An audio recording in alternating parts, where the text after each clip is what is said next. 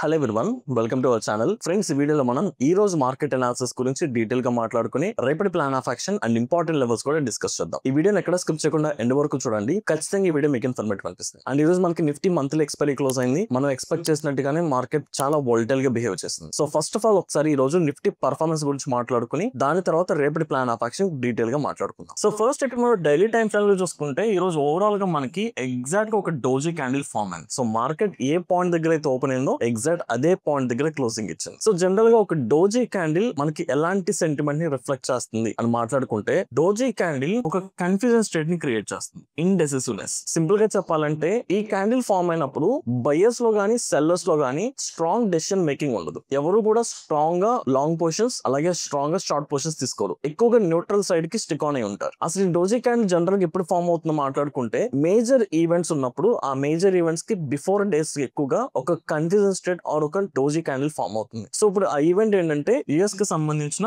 Fed meeting. So రేపు night meeting జరగబోతుంది. ఈ మీటింగ్ నుంచి 25 బేసిస్ పాయింట్స్ వరకు ఇంట్రెస్ట్ రేట్స్ ని కట్ చేస్తారని ఒక ఎక్స్పెక్టేషన్ ఉంది. మార్కెట్ ఆల్రెడీ దానికి పాజిటివ్ గా రియాక్ట్ అయిపోయింది. కానీ ఇక్కడ మేజర్ పాయింట్ ఏంటంటే చాలా మంది ఇన్వెస్టర్స్ ఈ మీటింగ్ అవుట్పుట్ నుంచి ఫర్దర్ డెవలప్మెంట్స్ ఎలా ఉండబోతుంది, సింపుల్ గా చెప్పాలంటే ఫ్యూచర్ అవుట్లుక్ ఏంటి అంటే ఫర్దర్ డేస్ లో ఫెడ్ ఎలాంటి డిసిషన్స్ తీసుకోబోతుంది, వెదర్ ఇంట్రెస్ట్ రేట్స్ ని తగ్గించబోతుందా లేదా ఇంక్రీజ్ చేస్తుందా లేదా వాళ్ళ ఫర్దర్ యాక్టివిటీస్ ఏంటనేది వాళ్ళు అనౌన్స్ చేయబోతున్నారు. ఆ ఫ్యూచర్ అవుట్లుక్ దాన్ని బట్టి మాత్రమే మార్కెట్ ఫర్దర్ ట్రెండ్ అనేది డిసైడ్ చేస్తుంది. సో అందుకని ఎప్పుడైనా మేజర్ ఈవెంట్స్ ఉన్నప్పుడు అగ్రెసివ్ బయింగ్ కానీ అగ్రెసివ్ సెల్లింగ్ మనం చూడం. Most of the times market side వేస్ లోకి వెళ్ళిపోతాయి. అండ్ ఆ మీటింగ్ అవుట్పుట్ వచ్చిన తర్వాత మార్కెట్ ఒక ప్రాపర్ డైరెక్షన్ తీసుకుంది. అందుకని ఈ రోజు డోజీ క్యాండిల్ ఫార్మ్ అయింది. అండ్ దీంతో పాటు second reason obviously monthly expiry. So monthly expiry కూడా అప్పుడు దాకా క్యారీ ఫార్వర్డ్ చేసిన పొజిషన్స్ అన్ని ఈ రోజు అట్ ఎనీ కాస్ట్ క్లోజ్ చేసుకోవాలి. అది ఇండెక్సెస్ అవ్వచ్చు, స్టాక్స్ అవ్వచ్చు. సో చాలా బిగ్ లెవెల్లో అడ్జస్ట్మెంట్స్ ఆర్ ఎగ్జిట్స్ జరుగుతాయి కాబట్టి అది కూడా one of the secondary reason. So ఈ టూ రీజన్స్ వల్ల ఈ రోజు మనం మార్కెట్ లో ఒక డోజీ క్యాండిల్ అనేది విట్నెస్ చేసాం. సో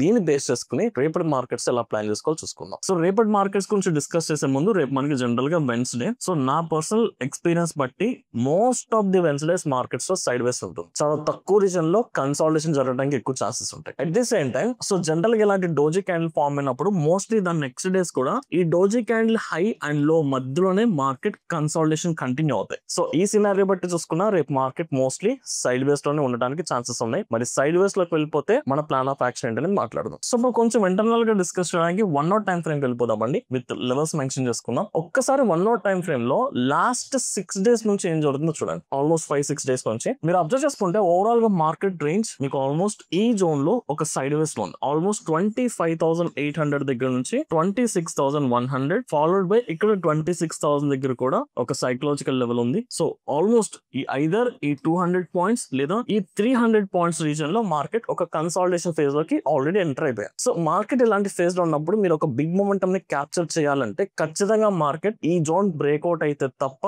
మీరు స్ట్రాంగ్ మొమెంటం ట్రేడ్స్ ని క్యాచ్ చేయలేరు. అప్పటి వరకు మార్కెట్ ఇదే సైడ్ వేస్ లో చాలా చాపీగా చాలా వాలటైల్ గా మూవ్ అవుతుంది అండ్ ట్రేడింగ్ ఆపర్చునిటీస్ చాలా తక్కువ వస్తుంది. సో మరి మార్కెట్ ఇలా సైడ్ వేస్ లో ఉన్నప్పుడు మనం సేఫ్ గా ట్రేడ్ చేయాలంటే only one option is purely మనం లెవెల్ బేస్డ్ ట్రేడింగ్ మాత్రమే ప్లాన్ చేసుకుందాం. సో లెవెల్ బేస్డ్ అంటే సో ఈ కన్సాలిడేషన్ జోన్ లో మీకు కామన్ గా ఉన్న స్ట్రాంగ్ లెవెల్స్ ఏంటి? 25,800 will be the very strongest support followed by 26,000 will be the strongest resistance. So first priority మనం ఈ 200 పాయింట్స్ రీజన్ కింద. సో మీకు మార్కెట్ ఈ సపోర్ట్ ఏరియాకి వచ్చినప్పుడల్లా you have to look for buying opportunity. At the same time ఈ level కి వెళ్ళినప్పుడు షార్టింగ్ ఆపర్చునిటీ ప్లాన్ చేసుకుందాం. ఒకవేళ ఇది బ్రేక్ చేస్తే చాలా మంది ఇక్కడ చేసే మిస్టేక్ 26,000 లెవెల్ బ్రేక్ చేసిన కదా లాంగ్ పొజిషన్ తీసుకుంటారు. అండ్ ఇక్కడ మనకి రీసెంట్ స్వింగ్ హై 26,100 ఉంది కాబట్టి ఇది బ్రేక్అవుట్ చేస్తే మనం ఇక్కడ లాంగ్ వెళ్ళకూడదు. కంప్లీట్ గా 26,100 బ్రేక్ చేస్తేనే లాంగ్ వెళ్దాం. లేదు అనుకుంటే మేబీ ఇది బ్రేక్అవుట్ చేసిన మార్కెట్ ఇక్కడ నుంచి రిజెక్షన్ కూడా జరగవచ్చు. కాబట్టి 26,000 అండ్ 26,100 ఈ రెండు కూడా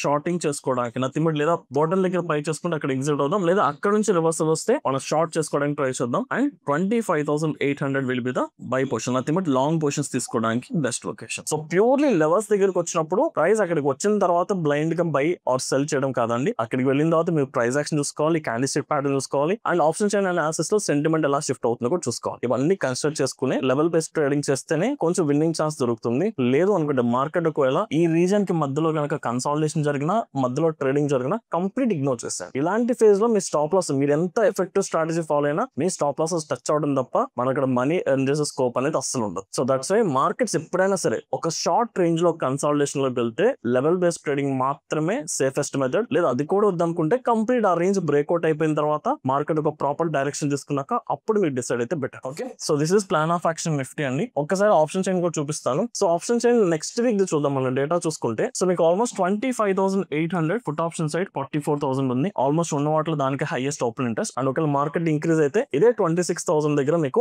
92,000 ఉంది హైయెస్ట్ ఓపెన్ ఇంట్రెస్ట్. సో మీకు ఆప్షన్ చైన్ అనాలిసిస్ బట్టి చూసుకున్నా, టెక్నికల్ అనాలిసిస్ బట్టి చూసుకున్నా 26,000 నుంచి 25,800 ఈ 200 పాయింట్స్ రీజన్ లోనే మనకి కన్సాలిడేషన్ ఉంది. ఈ కన్సాలిడేషన్ ఉన్నంత వరకు లెవెల్ బేస్డ్ ట్రేడింగ్, లేదు ప్రాపర్ మొమెంటం క్యాప్చర్ చేయాలంటే ఈ కన్సాలిడేషన్ బ్రేక్అవుట్ బట్టి డిసైడ్ అవ్వండి. సో మనకి same plan of action in Sensex and bank Nifty అండి. సో సెన్సెక్స్ లో మనకి మేజర్ జోన్ చూసుకుంటే ఈ జోన్ మనం ఇగ్నోర్ చేసుకున్నాం కన్సాలిడేషన్ కి. 84,000 strong support and obviously 85,000 town figure strongest resistance. So ఈ జోన్ ఉన్నంత వరకు కూడా ఓన్లీ లెవెల్ బేస్డ్ ట్రేడింగ్. ఇక్కడికి వెళ్ళాక మన లాంగ్ పొజిషన్స్, ఇక్కడికి వెళ్ళాక షార్ట్ పొజిషన్స్ తీసుకుందాం. ఏదన్నా బిగ్ మొమెంటం చూడాలంటే ఖచ్చితంగా ఇది డౌన్ సైడ్ బ్రేక్ అయితే మనం ఫర్దర్ గా ఫాల్ చూస్తాం. లేదా ఒకవేళ ఇది బ్రేక్ అయినా ఇక్కడ కూడా ఇగ్నోర్ చేసేయండి. ఇన్స్టెడ్ ఆఫ్ దట్ ఈ హై పాయింట్ బ్రేక్ అయితేనే మీరు వెళ్ళండి. 85,200 బ్రేక్ అయితేనే లాంగ్ పొజిషన్ వెళ్ళి అప్పటి వరకు ఈ జోన్ ఉన్నంత వరకు కూడా లెవెల్ బేస్డ్ ట్రేడింగ్ ప్లాన్ చేసుకుందాం. సో ఇన్స్టెడ్ ఆఫ్ సెన్సెక్స్ మీరు Nifty prefer or bank Nifty prefer చేసుకోండి. సెన్సెక్స్ మళ్ళీ థర్స్డే ఎక్స్పైరీ ఉంది కాబట్టి మనం అనుకున్నట్టు వెన్స్డే ఎక్కువగా సైడ్ వేస్ లోకి వెళ్ళిపోతే మార్కెట్, సో సెన్సెక్స్ లో డికే ఇంపాక్ట్ ఎక్కువ ఉంటుంది. సో సెన్సెక్స్ ని వీలైనంత వరకు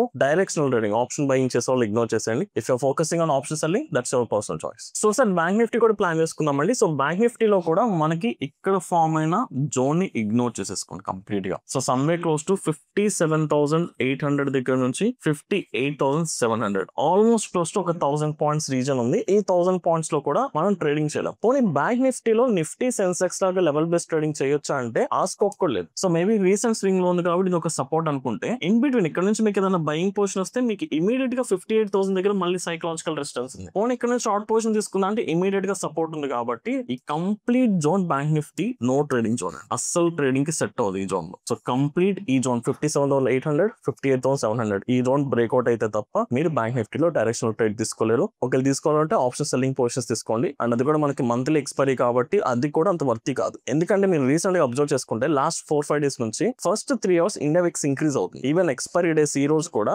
నిఫ్టీ ఎక్స్పైరీ అయినప్పటికీ మనకి ప్రీమియం లీకేజ్ చాలా స్లోగా జరిగింది. ఫస్ట్ 3 అవర్స్ ఇండియా విక్స్ పెరగడం వల్ల ప్రీమియం లీకేజ్ జరగలేదు, ఎండింగ్ లో ప్రీమియం లీకేజ్ జరిగింది. సో అలాంటప్పుడు బ్యాంక్ నిఫ్టీలో ఈ జోన్ లో ఉన్నంత వరకు నేను ఆప్షన్ సెల్లింగ్ చేసుకుంటానంటే అది కూడా ప్రాబ్లమే. ఎందుకంటే లాంగ్ ఎక్స్పైరీ, మంత్లీ ఎక్స్పైరీ కాబట్టి నెక్స్ట్ మంత్ ఎండ్ కాంట్రాక్ట్స్ అంత ఫాస్ట్ గా టిక్కావు. అండ్ మోస్ట్ ఇండియా విక్స్ పెరుగుతుంది కాబట్టి ఆ ప్రీమియమ్స్ తగ్గకపోగా ఆ ప్రీమియమ్స్ పెరుగుతూ ఉంటాయి. సో దట్స్ వై రేపు సెన్సెక్స్ డైరెక్షనల్ ట్రేడింగ్ కి సెట్ అవ్వదు, బ్యాంక్ నిఫ్టీ సెట్ అవ్వదు. సో మనకున్న ఒకే ఒక ఆప్షన్ నిఫ్టీ. ఒకవేళ ఆప్షన్ సెల్లింగ్ చేసుకోవాలనుకుంటే అప్పుడు సెన్సెక్స్ ని ప్రిఫర్ చేసుకోండి. సో ఓవరాల్ గా చూసుకుంటే రీసెంట్ గా మనకి 1 hour టైం ఫ్రేమ్ లో నిఫ్టీలైనా, సెన్సెక్స్ లైనా, బ్యాంక్ నిఫ్టీలైనా ఒక సైడ్ వేస్ ఛానల్ ఇనిషియేట్ అయిపోయింది. అండ్ అలాగే రేపు నైట్ మనకి యూఎస్ నుంచి ఫెడ్ మీటింగ్ జరగబోతుంది కాబట్టి ఆ అవుట్పుట్ వచ్చేంత వరకు మనం ఇదే కన్సాలిడేషన్ ఎక్స్పెక్ట్ చేస్తున్నాం. ఆ అవుట్పుట్ వచ్చిన తర్వాత ఆ కన్సాలిడేషన్ బ్రేక్అవుట్ బట్టి మనం ట్రేడ్ ఎగ్జిక్యూట్ చేసుకుందాం. అప్పటి వరకు కూడా ప్యూర్లీ లెవెల్ బేస్డ్ ట్రేడింగ్ మాత్రమే చేయడానికి ట్రై చేద్దాం. Right, so this is my plan of action అండి. ఇఫ్ ఇన్ కేస్ ఈ వీడియో కనుక మీకు ఇన్ఫర్మేటివ్ అనిపిస్తే ఈ వీడియోని లైక్ చేసి మీ జెన్యూన్ ఒపీనియన్స్ ని కామెంట్ సెక్షన్ లో మెన్షన్ చేయండి. Thank you.